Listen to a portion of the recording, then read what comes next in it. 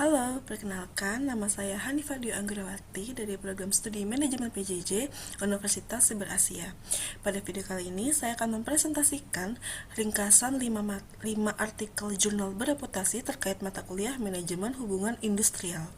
Kelima artikel ini membahas isu-isu aktual hubungan industrial seperti collective bargaining, transisi hijau, praktik ketenaga kerjaan, regulasi PHK, serta dampak kebijakan Undang-Undang Cipta Kerja terhadap perlindungan kerja.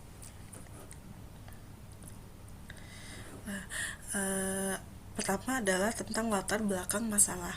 Latar belakang dari kelima artikel ini menunjukkan bahwa hubungan industrial saat ini menghadapi banyak perubahan besar, globalisasi, digitalisasi, dan perubahan regulasi ketenaga kerjaan mempengaruhi keseimbangan antara pekerja, pengusaha, dan pemerintah.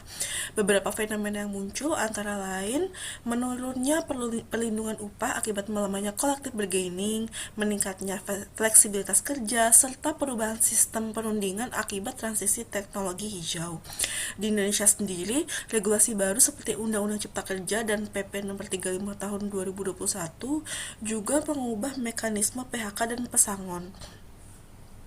Hal ini menunjukkan bahwa hubungan industrial semakin kompleks dan membutuhkan pendekatan kolaboratif agar tetap adil dan harmonis.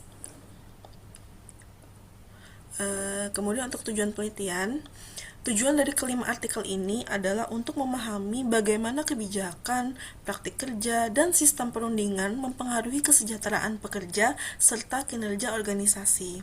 Artikel pertama menganalisis ketimpangan upah akibat pekerja yang tidak tercakup perjanjian kerjasama. Yang kedua, mengkaji dampak investasi hijau terhadap perubahan pola perundingan kolektif.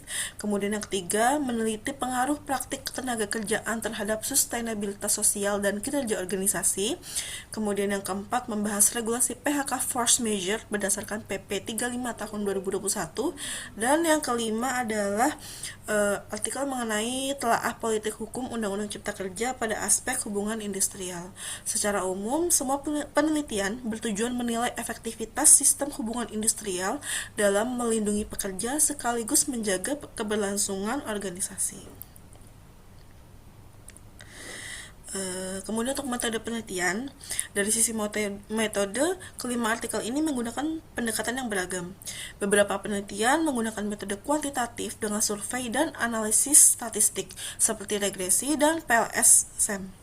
Ada juga studi kualitatif dan studi kasus untuk melihat praktik hubungan industrial di perusahaan, sementara dua artikel lain menggunakan pendekatan yuridis normatif dengan analisis peraturan perundang-undangan. Keberagaman metode ini menunjukkan bahwa hubungan industrial dapat dikaji dari perspektif ekonomi, sosial, manajerial, maupun hukum. Hasil utama dari kelima artikel ini menunjukkan beberapa temuan penting. Yang pertama, melemahnya collective bargaining dapat meningkatkan ketimpangan upah dan menurunkan perlindungan kerja. Kedua, transisi hijau justru mendorong perusahaan untuk melakukan perundingan yang lebih kolaboratif serta meningkatkan pelatihan keterampilan. Yang ketiga, praktik ketenaga kerjaan yang baik terbukti meningkatkan sustainabilitas sosial yang pada akhirnya berdampak positif pada kinerja organisasi.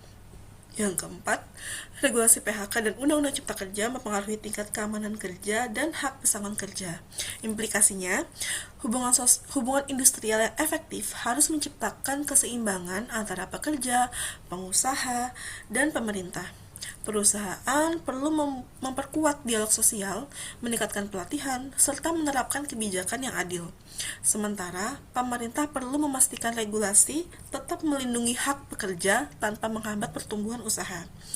Dengan pendekatan kolaboratif dan berkelanjutan, hubungan industrial dapat mendukung kesejahteraan pekerja sekaligus meningkatkan kinerja organisasi.